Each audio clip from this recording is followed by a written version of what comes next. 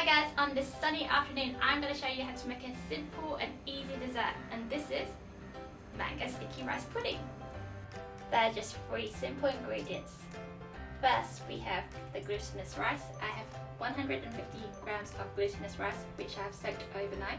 Please make sure that you soak the rice so that the water is filled above the rice. Then we have 1 ripe mango and 100 milliliters of coconut milk. First we start by draining the rice. Then transfer the rice into a dish and steam it for 30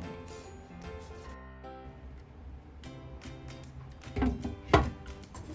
Whilst the rice is steaming, in a saucepan, pour 2/3 of the coconut milk. Then I don't like mine too sweet, so I'm just going to add in 3 tablespoons of sugar.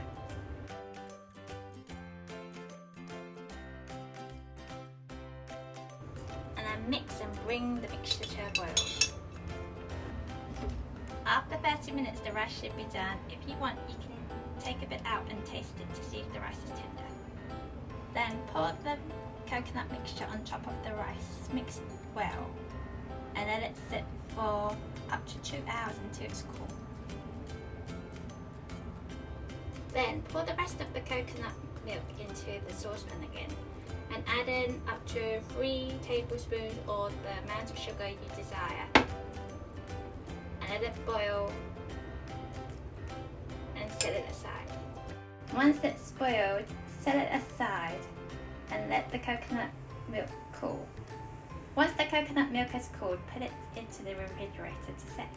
Once everything is cooled, arrange the mangoes and rice on a plate, and then you can pour the coconut mixture on top and garnish with some sesame seeds, and then you're ready to serve.